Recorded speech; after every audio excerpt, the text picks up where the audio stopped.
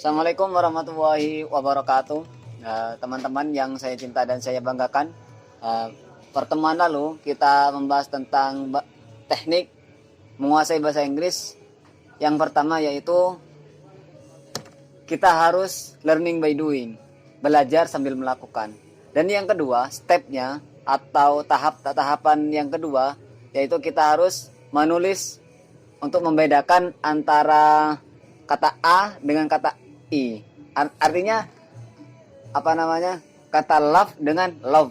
Kalau love itu tentang cinta dan love itu tentang menertawakan. Itu kan beda artinya. Sehingga kita harus menuliskannya dengan tepat dan juga bisa membicarakannya dengan tepat juga. Nah, pada kesempatan kali ini kita juga akan membahas tentang bagaimana sih kita membedakan antara kata satu dengan kata yang lain. Karena bahasa Inggris itu susah gampang sih. Kalau kita pikir-pikir, snack dengan snack itu beda. Tapi sama, tulisannya sama, tapi artinya beda. Artinya pelafalannya sama, hampir sama. Artinya juga beda. Serupa tapi tak sama.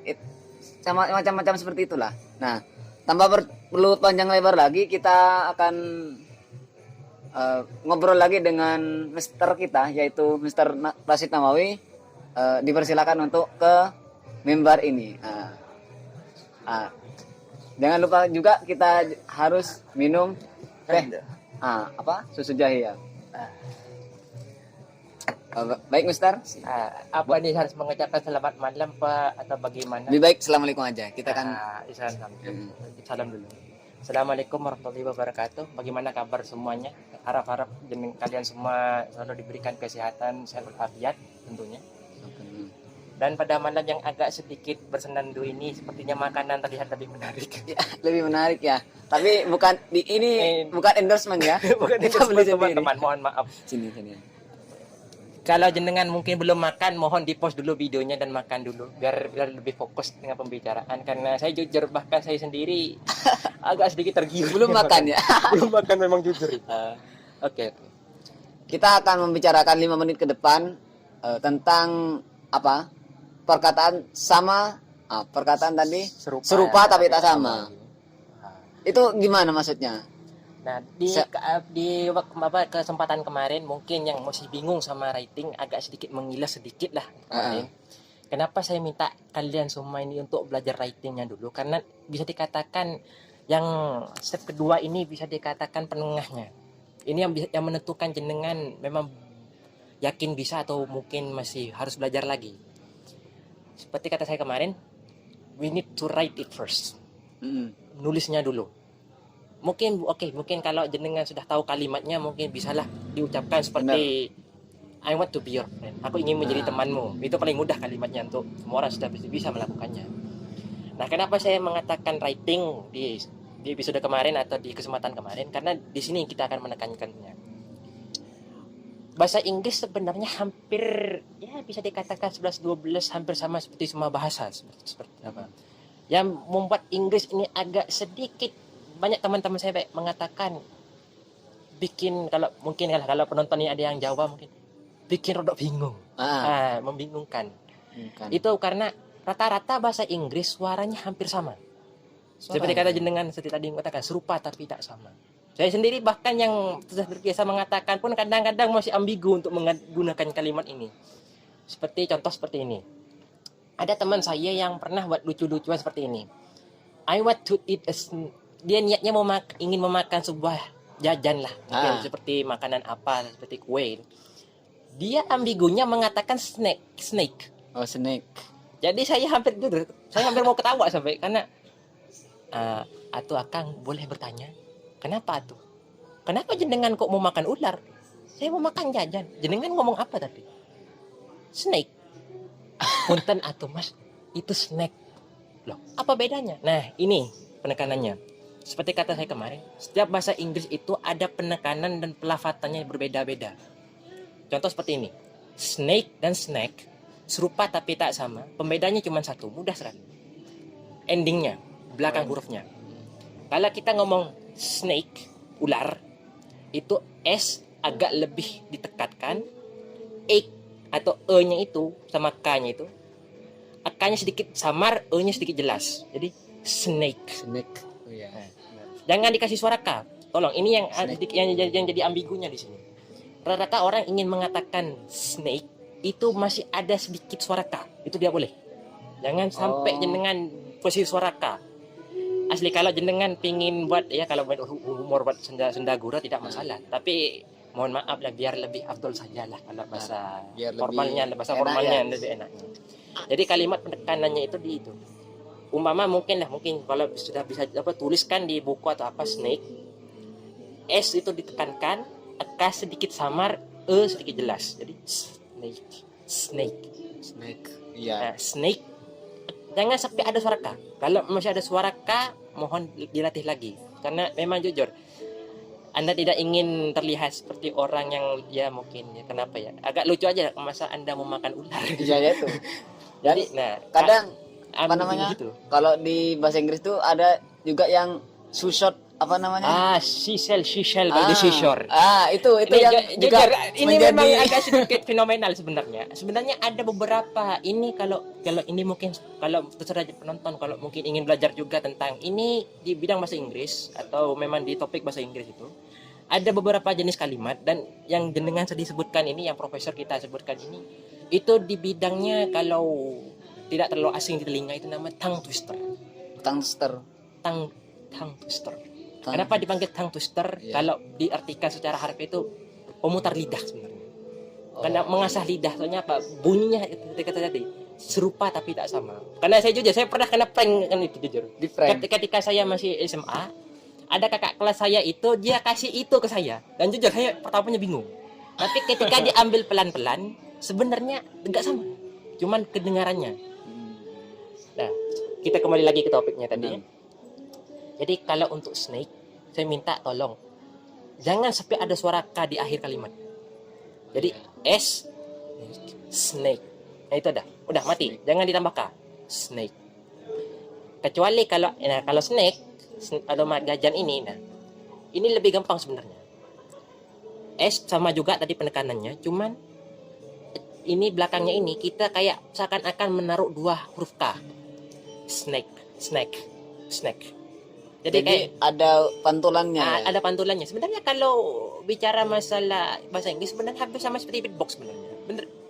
Saya bukan mau buat apa ini, karena mungkin pemirsa yang sudah mahir dalam berirama dengan mulut ini seperti ini.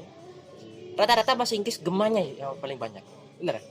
Sampai kadang-kadang ada yang ngomong, if you want to learn English, you must learn beatbox. Ada teman saya pernah ngomong gitu. Awak mau pingin bahasa Inggris, olah mak ngajar beatbox disik. Tapi ada benernya memang. Nah, seperti kata saya tadi, kalau untuk snack lebih tepatnya untuk makanan, S-nya sama, tapi di belakang ini kan seperti kita tahu snack itu kalimatnya adalah SNACK. C sama K anggap 2K. Itu aja sudah. Singkat padatnya gitu. Jadi snack. Jadi hampir persis sama gitu. Sebenarnya kalau jenengan sudah kebiasaan ngomong snake langsung ada K-nya, sebenarnya bisa itu dipelesetin, cuman dia agak latih lah. Jadi untuk singkatnya seperti ini. Seperti contoh nggih. Prof, may I taste your snack? Oh iya. Nah, K-nya seperti kata tadi, K-nya 2. Nah, kalau untuk snack ini yang ular itu tadi, yang pertama, Prof, did you see that? I think I saw a snake. Oh iya. Maaf kalau ada K-nya masih terdengar. Memang saya kadang-kadang masih kebiasaan juga, tapi sebenarnya itu. Did you see a snake? Jadi snake dan snack. Intinya rata-rata penekanan suara. Jadi kesimpulannya, karena apa namanya, kita juga KBM ya, kuliah biar mahir itu jangan banyak-banyak. Akhirnya Jangan kita banyak memang. step by step aja. Nanti video yang akan datang juga akan membahas tentang tidak jauh dari pembahasan yang kita ini. Mungkin Jadi kalau jenengan, mungkin kalau penontonnya mungkin ada pertanyaan lah, mungkin mana tahu mungkin ada pertanyaan tentunya. Mungkin silahkan ditanyakan pada profesor, dan insya Allah mungkin saya bisa silakan juga apa namanya, di komen pertanyaan yang ingin disampaikan aja.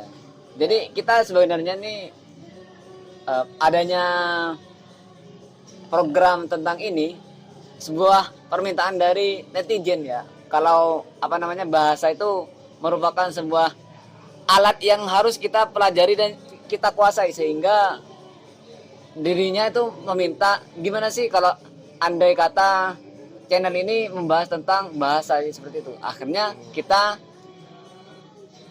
meluncurkan sebuah program tentang KBM ini, kuliah biar mahir, agar teman-teman yang ingin menguasai bahasa Inggris cepat dan bisa untuk lebih menguasai dan menguasai bahasa biar Inggris bisa itu. berbicara. Dan untuk biar lebih afdol dan lebih enak, mungkin kalau bisa itu mungkin kayak bikin satu komenan itu like-nya berapa, mintanya apa. Contoh gini, Prof, saya mau bertanya, itu kalau tongue twister seperti tadi itu kayak itu sebenarnya buat apa sih? Nah, Oh ya. itu nanti kalian komen di kolom itu toh, tapi like-nya banyak. Like-nya yang paling banyak pasti kami akan pasti akan diungkit di program ini tentunya. Dan untuk biar kalian biar gak pusing, tongue twister ini banyak jenisnya. Ada yang sampai seperti ini. Kalau buat ini fun fact aja sudah ya, sedikit fun fact saja. Seperti Peter Piper picks a pickle of paper peppers. Pernah dengar itu? Ya. Peter Piper picks a pickle of paper peppers. Sebenarnya masih belajar itu sebenarnya jujur. Itu nomor 2 yang paling, itu nomor 1 yang paling sulit. Nomor 2 ini yang itu. She shall by the seashore. Karena saya kadang-kadang suka ganggu, saya sampai nambahin sendiri. She shall by the seashore, but she never said she shall by the seashore. Jadi teman saya sampai bingung. Jadi anggaplah buat singkat padat jelasnya. Monggo kalau mungkin ada yang mau ditanyakan atau mungkin jangan canggung, sudah gak apa-apa. Kita sama-sama belajar. Saya juga belajar lagi ini dari awal lagi ini. Dan juga profesornya juga tentunya. Jangan lupa like ya. Jangan lupa loh. Mungkin itu saja kesimpulannya.